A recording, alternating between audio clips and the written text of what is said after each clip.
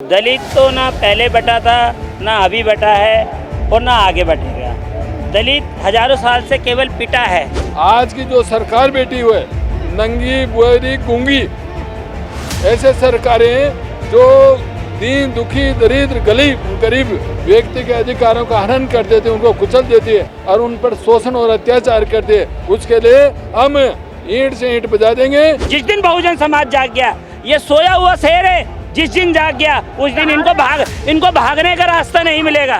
दिल्ली का इंदिरा गांधी स्टेडियम जो इस वक्त पूरी तरीके से युवाओं, बुजुर्ग, महिलाओं के हुजूम के साथ यहाँ पर इकट्ठा है और वजह है महारैली।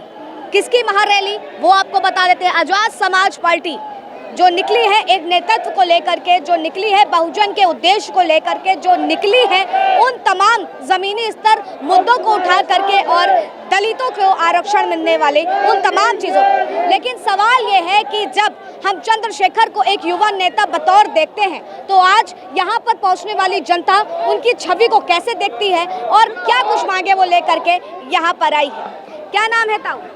सिद्धनाथ। कहाँ से आए हैं? गाजियाबाद। गाजियाबाद से आए। जी। हाथ में बाबा भीमराव अंबेडकर की तस्वीर लिए हुए हैं। जी हाँ, ये तो हमारे जीवन दाता है। जीवन जो हमें जीने का अधिकार दिया है बाबा साहब ने दिया है। बाबा साहब ने जीने का अधिकार दिया है। बाबा संविधान ना बनाते तो बाबा साहब हम ही को नहीं, बाबा साहब पूरे जल को, थल को, नभचर को, सभी जीवों के लिए जीने का रास्ता बताया है बाबा साहब, सिर्फ आदमी के लिए नहीं। आज हम यहाँ देख रहे हैं कि हर एक व्यक्ति के हाथ में संविधान की किताब है और मांग है आरक्षण। क्या लगता है आरक्षण क्या वाकई इतना बड़ा मुद्दा बन गया है अब?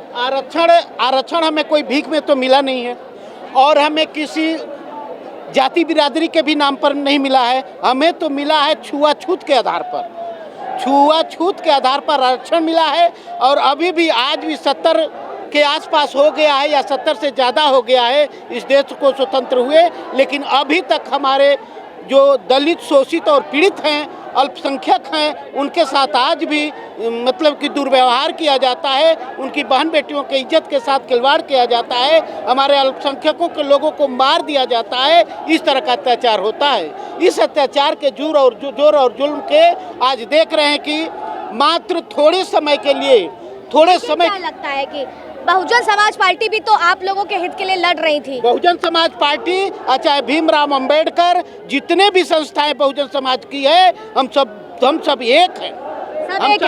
हम सब एक हैं, दो नहीं है। चाहे भाई रावण जी हो और चाहे हमारी बहन मायावती हो, काशी राम के सूत्रों पर चल रहे हैं, डॉक्टर भीमराव अंबेडकर के बताए हुए रास्ते पर चल रहे हैं। इसमें कोई दो। चंद्रशेखर एक युवा नेता है जो आज तमाम यहाँ पर युवा इकट्ठा है, उनके रोल मॉडल बनते हुए नजर आ रहे हैं। आपकी नजर में चंद्रशेखर की क्या छवि है? चंद्रशेखर की अच्छी छवि है। अगर अच्छी छवि नहीं होती तो नगीना से जीत करके नहीं आए होते।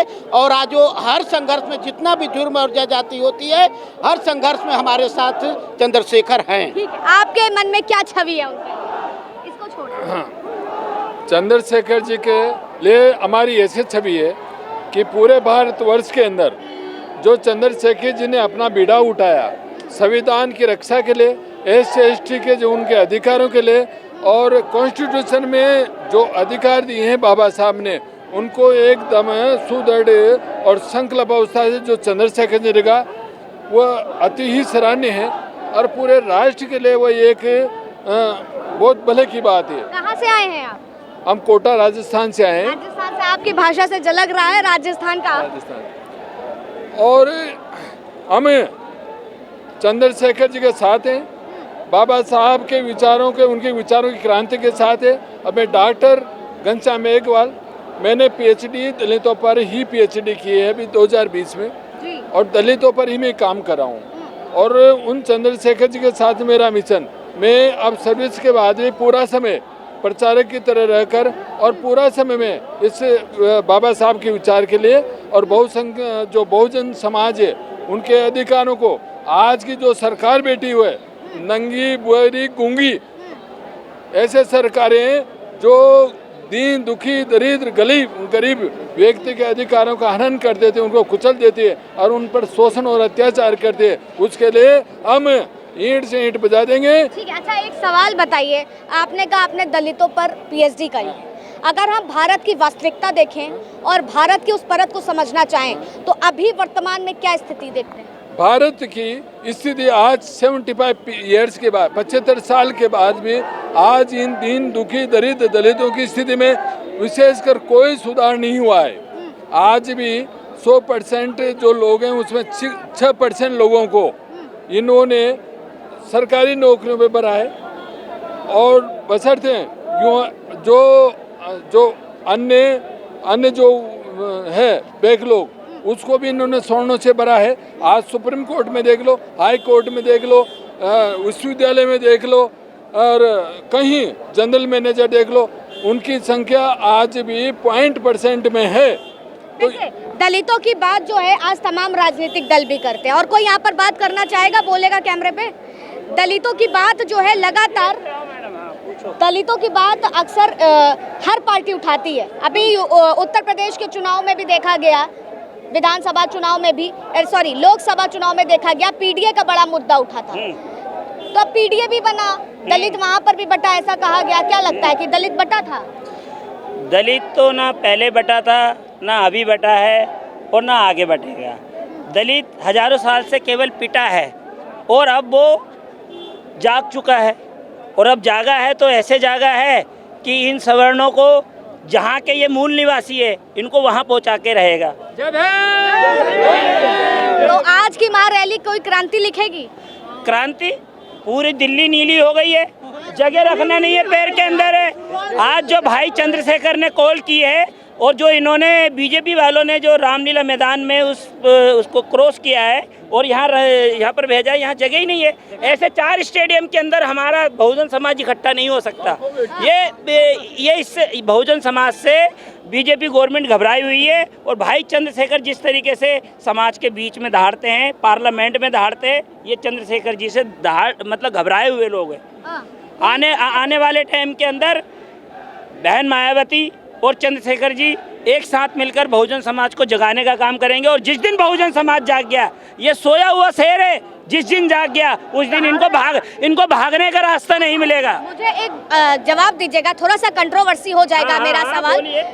मायावती को लेकर के अभी बीच में बहुत चर्चा चली थी कि बीजेपी की पार्ट बी है, फिर आए आप उनके साथ क्यों इकट्ठा होंगे? नहीं, अब एक बात बताइए, अगर वो पार्ट बी होती तो बीजेपी की सीट ज़्यादा आनी थी। जो दलित वोट बीजेपी की तरफ शिफ्ट होना था वो इधर गठबंधन की तरफ क्यों शिफ्ट हो गया? अब सोचिए ना। तो ये जो इनका जो मनुवादी मीडिया है ये भ्रम फैलाता है कि बहन जी बीजेपी की बी टीम है, वो बी टीम नहीं है। बहन जी और चंद्रशेखर में कंपैरिजन किया जाए तो आज के समय कौन सा एकदम प्रबल नेता बतौर जनता देख रही है? आज के टाइम पर प्रबल नेता भाई चंद्रशेखर है और बहन मायावती जी हमारी मार्गदर्शक है। उनका आशीर्वाद भाई चंद्रशेखर को मिलेगा और बहुजन समाज डंके की चोट पर इन मनुवादियों से लड़ेगा। लेकिन जिस तरह से वो आकाश आनंद को आगे लेकर के आ रही है तो क्या कॉम्पिटिटर? हाँ तो ठीक है ना, राष्ट्रीय अध्यक्ष हमारे चंद्रशेखर रहेंगे, महासचिव हमारे आकाश आनंद रहेंगे और इस देश के राष्ट्रीय संयोजक जिस पार्टी की बहन मायावती रहेंगी, दोनों भाई मिलकर काम करेंगे। दिक्कत क्या है? दिक्कत क्या है? राजनीतिक दलों में तो कोई दिक्कत नहीं है। ये सिर्फ मनुवादी मानसिकता है जो दलित समाज को तोड़ने का काम कर रही है। वो दलित समाज कभी टूटेगा नहीं। दलित समाज एक था। भाई चंद्रशेखर बहन जी का जो सम्मान करते हैं वो शायद कोई भी नेता सम्मान नहीं करता जो भाई चंद्रशेखर करते हैं। और बहन जी हमारी मार्गदर्शक है, 4 बार मुख्यमंत्री रही है और जो दलित समाज के लिए जो उन्होंने किया वो आज तक भाजपा और कांग्रेस ने नहीं किया।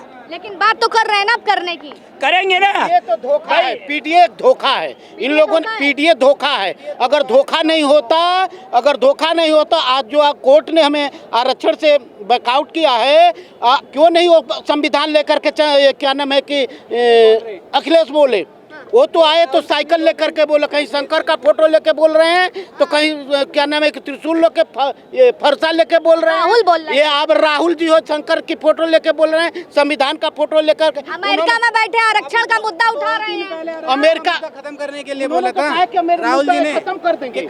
उन्होंने तो कहा है कि जब हम दलित जग जाएगा, अपने में आप खड़ा होने का ये हो जाएगा तो हम आरक्षण को खत्म कर देंगे। उनकी मानसिकता तो अभी खराब है कि आरक्षण दलितों को नहीं चाहिए।